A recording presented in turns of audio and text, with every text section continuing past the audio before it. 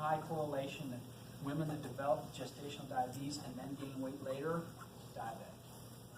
So that's why I call it a tender mercy. It kind of gives you, it's always nice to see a future, sort of. I saw my future and I quit making my fudge balls. So. You know, the kind of get a brownie, the whole brownie mix, and you curl it into one little ball and you drill a hole through it and add fudge and then coat it with brown sugar and white sugar and put it in the freezer. It's like this dense goodness. That was my every Sunday snack. 10,000 calories, probably close to that. And I thought I was immune to all of this. But my lipid profile told me, you're going to have a heart attack. So, dang it. So I dropped it. I don't need those. I only have those once a month now. Just kidding. I don't do those anymore. Okay. Questions up to this point? So I went fast. So I'm going to review a little bit. Does the infant have any substrate? Yes. This is a very interesting because of a little thing called epigenetics. I'm not going to write it up there because this is just an FYI. Epigenetics is fascinating. If you take rats, they're skinny, and you make them fat by overfeeding them, then their kids will be fat. But that was not a genetic thing. Epigenetics is a fascinating world. Fascinating world. So kids that are born here are bigger because they're swimming in glucose. They're swimming in glucose. You got a big boy or a girl coming out of this thing. And then their chances later on with type 2 diabetes are certainly increased. Absolutely. So we really want to monitor this. We want to get this blood sugar under control. Insulin does an awesome job, but that's why we're doing the lab tomorrow. That's a really big deal to me in terms of literature and research, to keep your blood sugar levels down. We don't like spikes. So that glycemic load is a big deal to me. That's how I make all of my eating decisions. You look at me and think, I would say, oh, he's not the healthiest eater. But I actually know what the glycemic load is. So soda, no.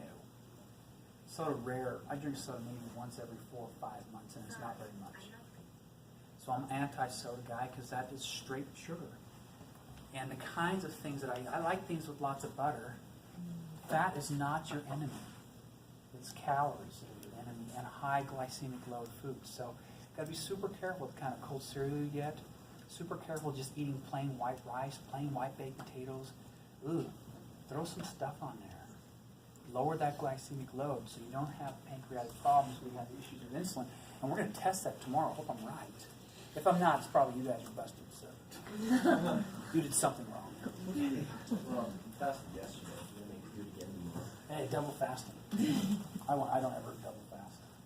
Nope. Once a month.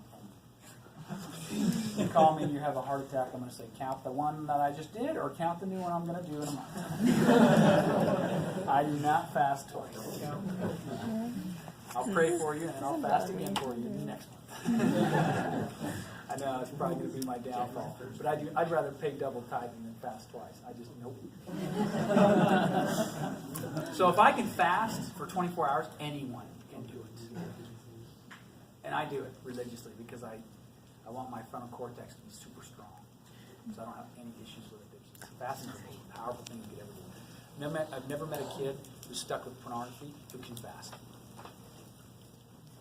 Just on your self-control. So you got to fast. And if I can fast 24 hours without eating and drinking a single thing, I know you can. Because otherwise, I'm at the 4,000 or 5,000 calories. All right. Yeah, pre-existence. Shows right.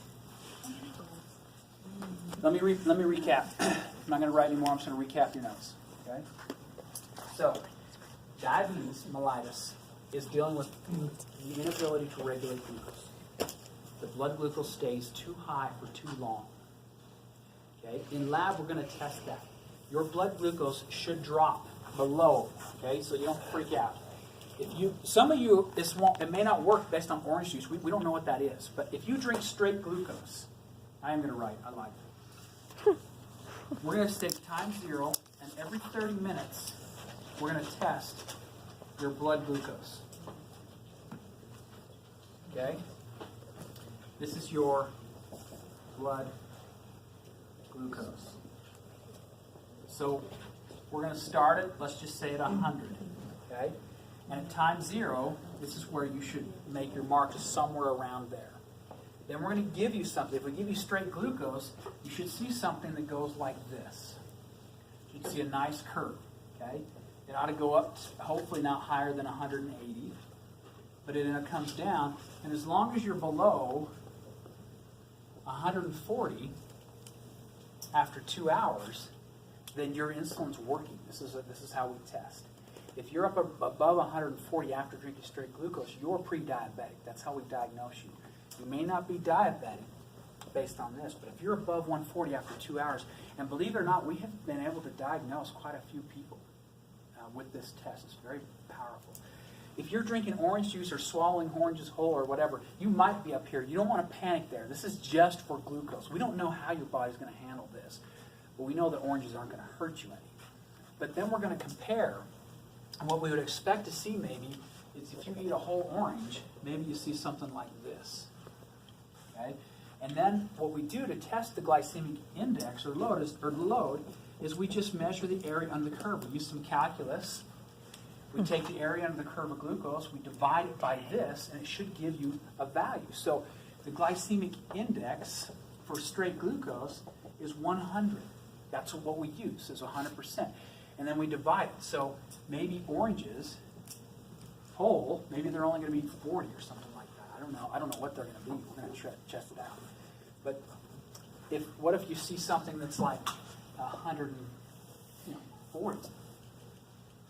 That's really bad. You don't want to touch that. So I'm curious to see what the juice is or what the oranges are, or the ground up oranges. I'm like a kid on Christmas. You think we're excited for presents? I'm excited to see data tomorrow. In fact, I'm going to wait late and come in so I can watch. Super excited. But this inability to regulate blood glucose causes things. For one, in the kidneys, it causes you to urinate all the time, which is associated with what we're observing on the outside. You're very thirsty, you pee a lot, and you're starving because you're not getting any glucose. But what we see on the inside are these other things because of the glycosylation of proteins. We start to see changes in how your neurons work. You get tingling feet. You can't feel anything. We have neuropathy issues with your kidneys. You stop losing the ability to filter. You have acid-base issues, plus filtration. And then retinopathy, this is the very first thing you'll see is your vision will start to be clouded because you start losing those barriers.